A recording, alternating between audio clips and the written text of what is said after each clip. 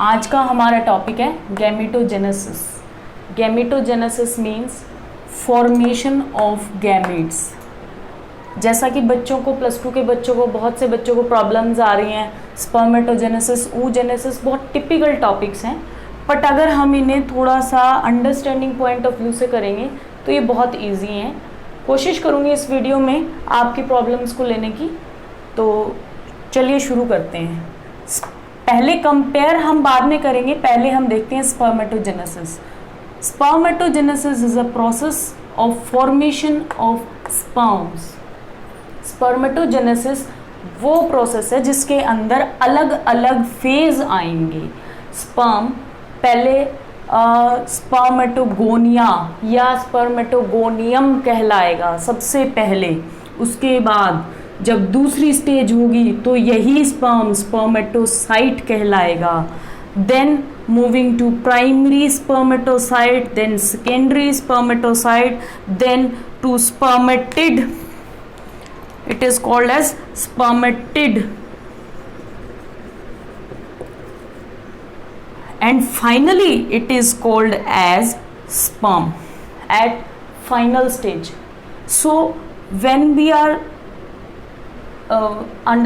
studying all these stages, complete formation undergoing all these stages is called as spermatogenesis. Spermatogenesis वो process है जिसमें germinal epithelium नाम की layer से spermatogonia, spermatogonium का बनना, उसका स्पर्मेटोसाइट में चेंज हो जाना, स्पर्मेटोसाइट की प्राइमरी सेकेंडरी फॉर्म्स का फिर से बदलना, उसका स्पर्मेटिड में चेंज हो जाना, और फाइनली जब वो मूविंग या मोटाइल एक मूवमेंट शो करने लगेगा तब हम उसे स्पर्म बोलेंगे, और ये पूरी प्रोसेस को हम स्पर्मेटोजेनेसिस बोलेंगे। चलिए शुरू करते हैं। सबसे पहले कहाँ से शुरू होता है, कौन सा सेल है? मेल रिप्रोडक्टिव ट्रैक के सेमिनिफेरस ट्यूब्यूल्स वो लोकेशन है जहाँ पर ये सेल्स पाई जाती हैं। अगर हम स्पेसिफिकली लेयर की बात करें, which layer of the cells, specifically germinal epithelium. Germinal epithelium कौन सी होती है? जर्मिनल एपिथीलियम की एक निशानी है कि बहुत बड़े साइज के सेल इसके होते हैं। जब आपको आगे वीडियोस बनाऊंगी, मैं कुछ वीडियोस और डालूंगी, आपको डायग्राम्स के अंदर भी बहुत सारी टॉपिक्स करवाऊंगी, उसमें बहुत क्लैरिटी से पता चलेगा आपको। जर्मिनल एपिथीलियम की लेयर के सेल्स आम नॉर्मल सेल से कुछ हद तक बड़े होते हैं साइज में, ठीक है जी। तो सेमिनिफेरस ट्यूब्यूल्स के अंदर जर्मिनल एपिथीलियम नाम की लेयर के अंदर दो तरह के सेल्स हैं जिसको मैंने नाम दिया A and B। Okay, first one is primordial germ cells. यहाँ लिख लेती हूँ मैं ये टर्म। कुछ टर्म्स ऐसी हैं जो हमें कंफ्यूज करती हैं। कुछ बच्चे तो रेगुलर साथ साथ चल रहे हैं, कुछ बच्चे जो थोड़ा सा रिवाइज नहीं कर पाते हैं या भूल जाते हैं। कुछ टर्म्स ऐसी होती हैं जो स्किप कर जाती हैं। वो छोटी सी term that germ cell, it will be a big problem for them. तो कोशिश करूँगी हर छोटी छोटी टर्म को मैं एक्सप्लेन करते चलूँ। Primordial germ cell and B is somatic cell. You can say specific name is Sertoli cells. देखिए ये दो तरह के सेल्स कौन से होते हैं? Primordial germ cells. हमारी बॉडी में अगर हम सिंपली बात करें, एक जर्म सेल्स है, एक सोमैटिक सेल्स है। हमारी बॉडी में दो ही तरह की सेल्स होती हैं।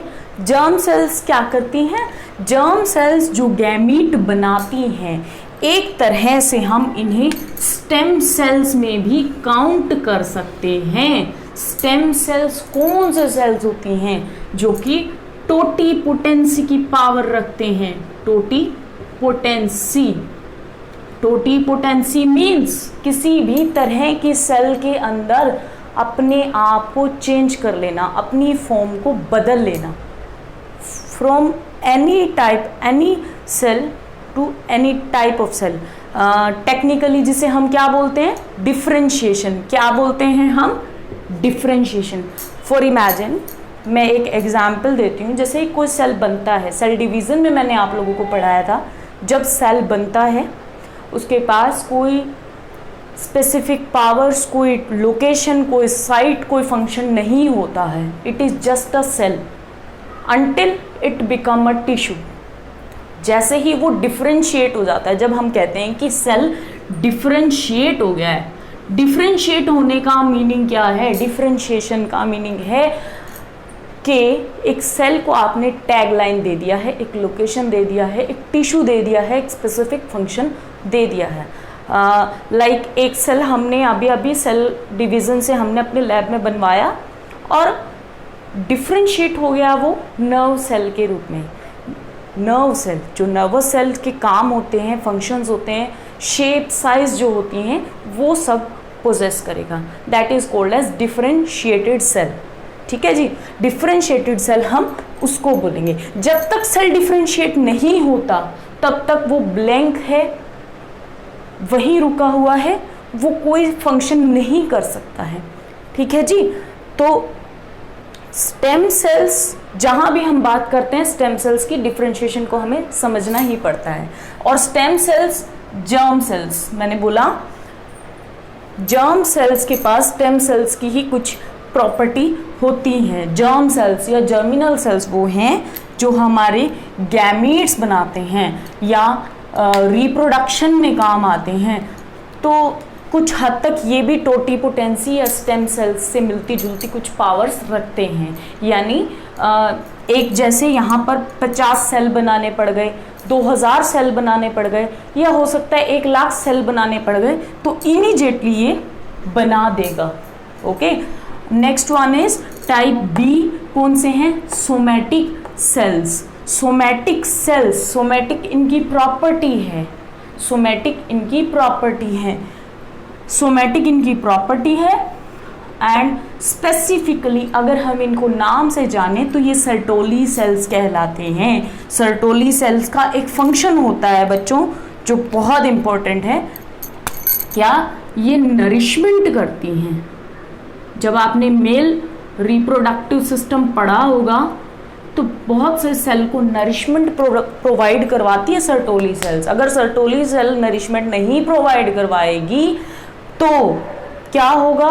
अदर सेल्स, कुछ सेल्स जो बहुत इंपॉर्टेंट हैं हमारे लिए, नरिशमेंट के अंडर नरिश होने के कारण किसी सेल का काम रुक भी सकता है, कोई फंक्शन ब्लॉक हो सकता है, कोई रिएक्शन रुक सकती है।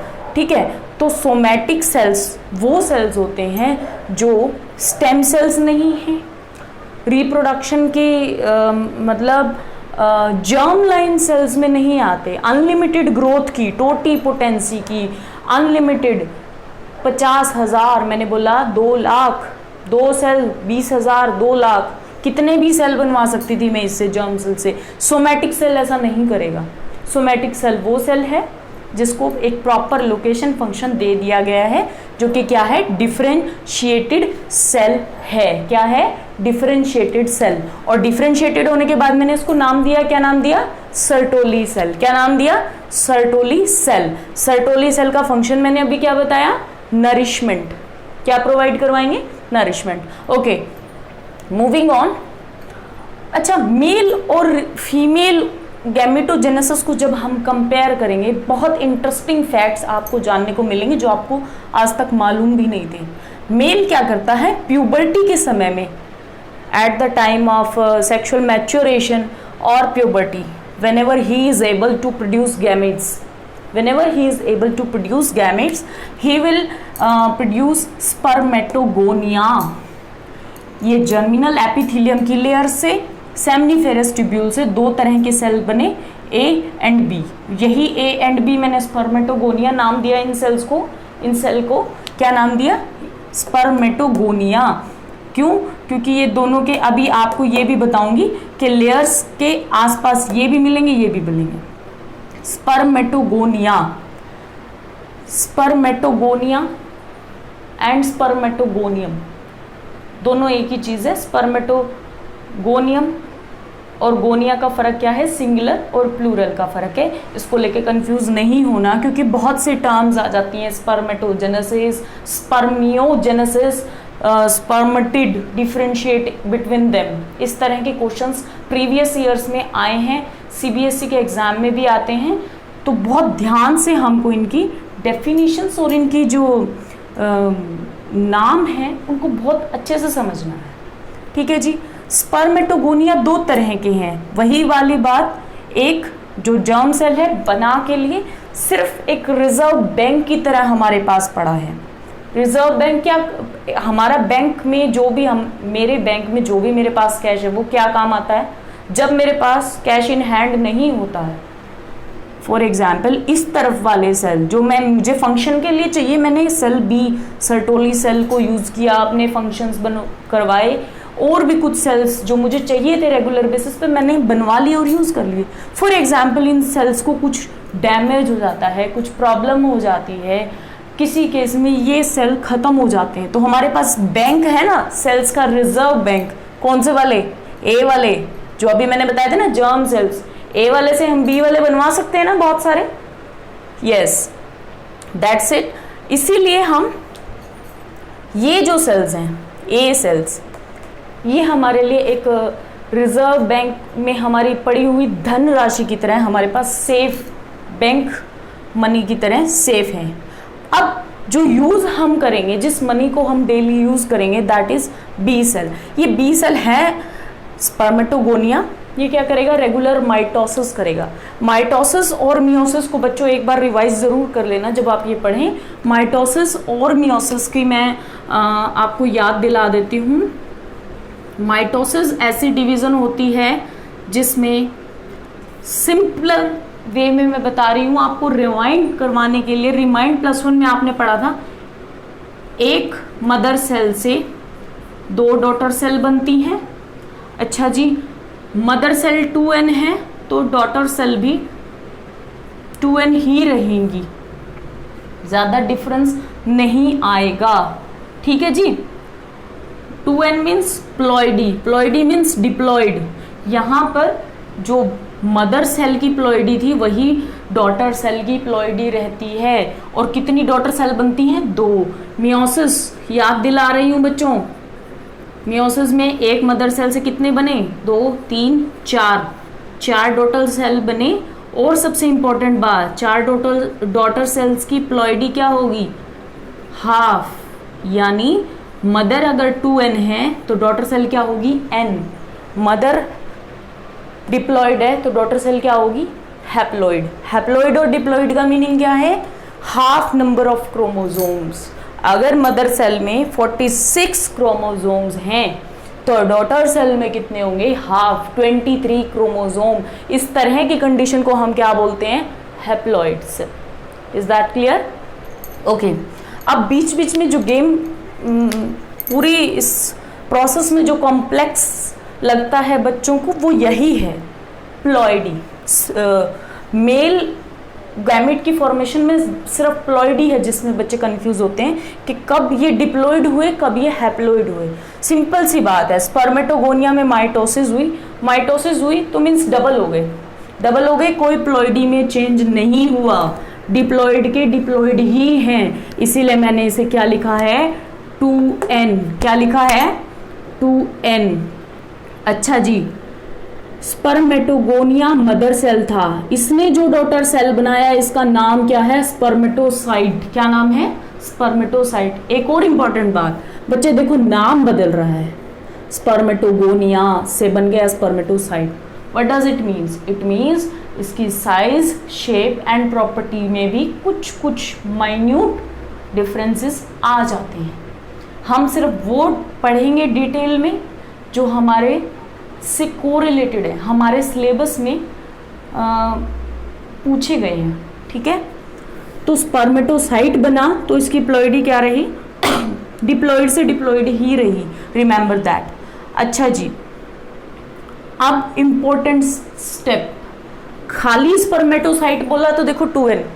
अभी मैंने बोला स्पर्मेटोसाइट में मियोसिस होगी, मियोसिस कभी भी एक बारी में नहीं होती, आपको पता है मियोसिस 1, मियोसिस 2 सॉरी मियोसिस 1 होगी तो क्या होगा, 2 डॉटर सेल बनती हैं, और मियोसिस 2 होती है तो अगली 2 डॉटर सेल बनती है। फाइनली मिलकर कितनी हो गई, 4।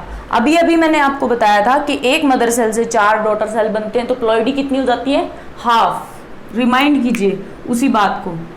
प्राइमरी स्पर्मेटोसाइट में मियोसिस 1 हुई, क्या बन गया, सेकेंडरी स्पर्मेटोसाइट। यहां पर आकर बच्चों देखो, प्राइमरी स्पर्मेटोसाइट तक प्लॉइडी क्या थी, 2n, लेकिन जैसे ही सेकेंडरी स्पर्मेटोसाइट बना प्लॉइडी क्या हो गई, हाफ, हैप्लॉइड। क्रोमोसोम नंबर कितने हो गए, हाफ हो गए। क्यों, यहाँ पर हमने सॉरी नेचर ने, हमने नहीं नेचर ने मियोसिस का यूज क्यों किया, इस तरह की सेल डेवलपमेंट को क्यों यूज कर रही है nature, why, to maintain the ploidy of zygote, आने वाले नए इंडिविजुअल की जो बच्चा मेल और फीमेल के गैमीट के फर्टिलाइजेशन के बाद बनेगा वो तभी डिप्लॉइड हो सकता है अगर दोनों गैमेट्स क्या रहें, हैप्लॉइड रहेंगे, तो वो प्लॉइडी उसकी नॉर्मल होगी, नॉर्मल प्लॉइडी होगी, डिप्लॉइड होगा, तभी वो एक नॉर्मल ह्यूमन इंडिविजुअल जैसा दिखाई देगा। नेचर हमेशा बैलेंस करना सिखाती है। चलिए फिर से रिमाइंड करवा रही हूं मैं, स्पर्मेटोगोनिया से बना स्पर्मेटोसाइट, स्पर्मेटोसाइट 2 स्टेप्स में टूटेंगे, primary spermatocyte and secondary spermatocyte. आपको रिमाइंड क्या रखना है, बार बार क्या बात याद दिला रही हूं कि सेकेंडरी स्पर्मेटोसाइट जब बनेगा उस स्टेप में इसकी प्लॉइडी क्या हो जाएगी, हाफ या हैप्लॉइड हो जाएगा। यहाँ मैंने मियोसिस 1 और मियोसिस 2 दिखा दी हैं, आप स्क्रीनशॉट ले सकते हैं, ठीक है। अब देखिए ये मैंने दिखाया n और अगले स्टेप में अगले 2 cells here, 2 cells here, 1 2 3 4, okay, 4 daughter cells are obtained, so ploidy is haploid and the process is meiosis. Now अब जो फाइनली मियोसिस 2 के बाद जो डॉटर सेल बनी है उसको हम क्या बोलेंगे, these daughter cells are called as spermatids, called as spermatids. Why? गौर से देखिए मैंने डायग्राम में कैसा बनाया है, ध्यान से देखिए इस पॉइंट को। मैंने डायग्राम में इनको सेल्स ही बनाया है, राउंड हैं, गोल हैं, नॉर्मल साइज की हैं और सेल्स हैं, जबकि आप लोगों को अच्छे से पता है कि स्पर्म सेल है लेकिन एक मूविंग मोटाइल स्ट्रक्चर है जो मूव करता है, ठीक है ना, ऐसे मूव करने वाला स्ट्रक्चर होता है। आगे हम आगे की वीडियोस में हो सकता है करें, ठीक है ना। ये दिखाई दे रहा होगा आप लोगों को अच्छे से। स्पर्म हम इसको बोलते हैं जो मोटाइल होता है, मूवमेंट शो करता है, जिसके पास एनर्जी होती है, वो एक्टिव होता है। जब आप सीमेन सैंपल को माइक्रोस्कोप में लगा के देखते हैं तो आपको छोटे छोटे स्पर्म्स मूव करते दिखाई देते हैं, बहुत सारे स्पर्म्स ऐसे मूव करते दिखाई देते हैं। ओके, नाउ स्पर्मेटिड्स, हमने स्पर्मेटिड तक पहुंचा दिया है प्रोसेस को। स्पर्मेटिड को हम स्पर्म कब बोलेंगे, एक छोटी सी प्रोसेस होती है जिसके बाद ये एक्टिवेट हो जाता है। जब ये मूव करने लग जाता है, इसकी साइज देखो चेंज हो गया, शेप देखो चेंज हो गई। बच्चे देखो राउंड सेल से एकदम से ये सेल मूविंग ऑर्गेनिज्म जैसा दिखने लग गया। इसके पीछे एक टेल है, एक हेड है। आगे की वीडियोस में मैं स्पर्म का स्ट्रक्चर भी करवाऊंगी आप लोगों को। देखिए ये हेड है, ये टेल है, और इस तरह से मूवमेंट करता हुआ टैडपोल लाइक, जैसे टैडपोल होते हैं छोटे छोटे, इस तरह का स्ट्रक्चर जब अटेन कर लेगा, मूवमेंट शो करेगा, तब हम इसको क्या बोलेंगे, स्पर्म। और इस प्रोसेस को स्पर्मेटिड से स्पर्म बनने की प्रोसेस को बोलेंगे स्पर्मियोजेनेसिस। क्या बोलेंगे, स्पर्मियोजेनेसिस। ओके जी। And third one more confusing definition is spermiation. Now what is spermiation? एक हमने पढ़ा स्पर्मेटोजेनेसिस, दूसरा पढ़ा हमने spermiogenesis. and third one is spermiation. Oh, it's so confusing. No, don't worry. Spermiation हम किसको बोलेंगे? जब मेल रिप्रोडक्टिव ट्रैक से मोटाइल स्पर्म रिलीज हो जाते हैं, जब मेल रिप्रोडक्टिव ट्रैक से मोटाइल स्पर्म, ये वाला नहीं, ठीक है, मोटाइल स्पर्म रिलीज हो जाते हैं, उस प्रोसेस को हम क्या बोलते हैं? स्पर्मिएशन. ओके, प्रीवियस ईयर्स में क्वेश्चन आए हुए हैं, फिर से बता देती हूँ मैं. You can write, differentiate and compare the process of spermatogenesis, spermiogenesis, spermiation. Okay, you can compare between spermatid and sperm, compare and contrast the properties of sperm and spermatid, spermiation, spermiogenesis, spermatogenesis. Is that clear? Okay, move on, आगे चलिए.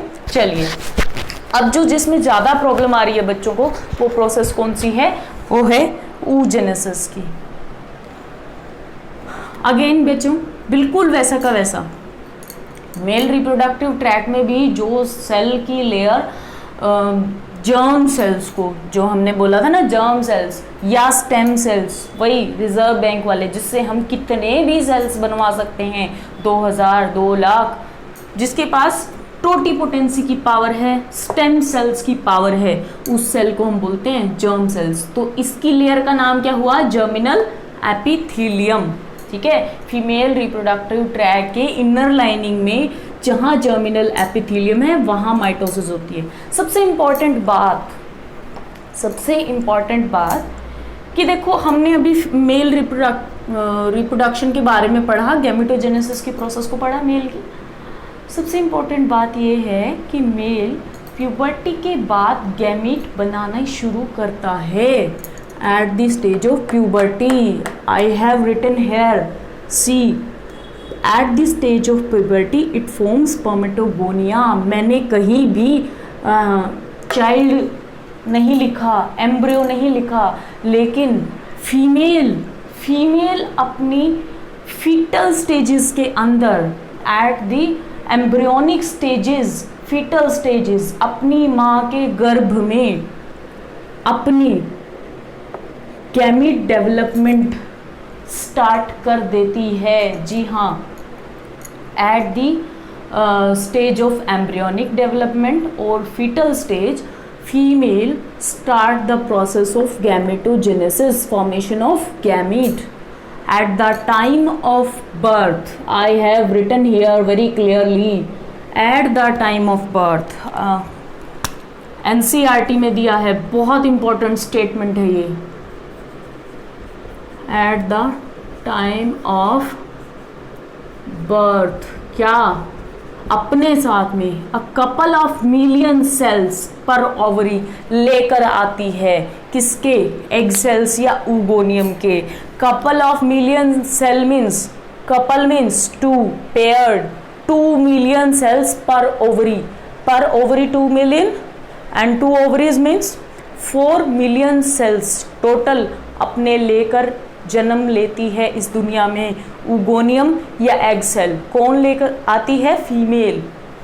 Each and every normal female अपने 4 million sales ovary में लेकर आती है. जी हाँ.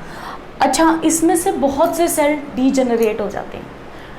मान लो कुछ 50,000, 60,000, सम सेल्स डीजेनरेट, बहुत से सेल डीजेनरेट हो जाते हैं. क्योंकि देखिए, आप इमेजिन करिए, एम्ब्रियो से, फीटल स्टेज से लेकर प्यूबर्टी का समय, जब तक कि female menstrual cycle, normal menstrual cycle show नहीं करती, प्यूबर्टी में नहीं आती, मेंस्ट्रुअल साइकिल नहीं करती, तब तक आगे की गैमेट डेवलपमेंट नहीं होती.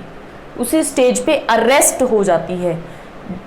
डेवलपमेंट है ना, जो इसकी गैमीट डेवलपमेंट को रोक देना मीन्स अरेस्ट कर देना. वहीं ये लाइन भी एनसीईआरटी में दी हुई है, बहुत इंपॉर्टेंट है कॉम्पिटिटिव एग्जाम्स के लिए। ये टॉपिक में जो मैं ये सेंटेंसेस बोल रही हूँ, इन्हीं सेंटेंसेस को मैनिपुलेट करके पीछे एम्स के एग्जाम में दिया गया था। ओके, तो अपने 4 मिलियन सेल्स लेकर फीमेल ने इस दुनिया में कदम रखा ओवरी में। अच्छा जी, बहुत सारे सेल्स डीजेनरेट हो गए।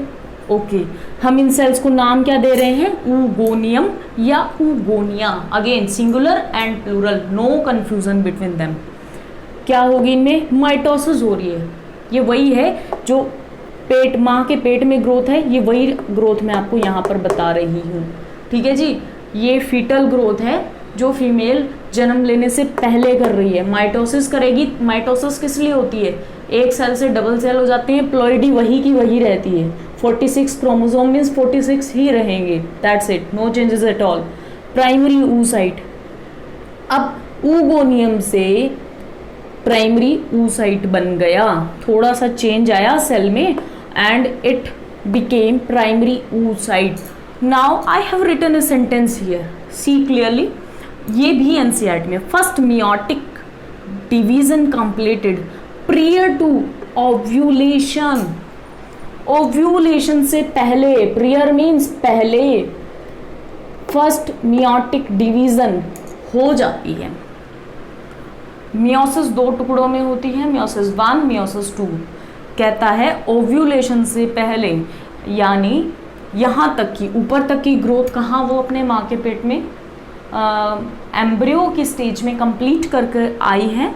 और उसके बाद जो सेकेंडरी oocyte की स्टेज है, ये स्टेज तभी ये सेल आगे रन करेगा। यहाँ तक आके ये सेल ये स्टेज पर आके अरेस्ट हो गया है, इसी डिवीज़न को यहीं पे स्टॉप कर दिया गया है। और अंतराल देखिए, टाइम इंटरवल देखिए कितना लंबा है, 12 या 13 साल and some months during pregnancy months plus 12 और 13 years whenever she attain puberty attain करने के कुछ साल तक ये oocyte ऐसे ही पड़ा रहेगा।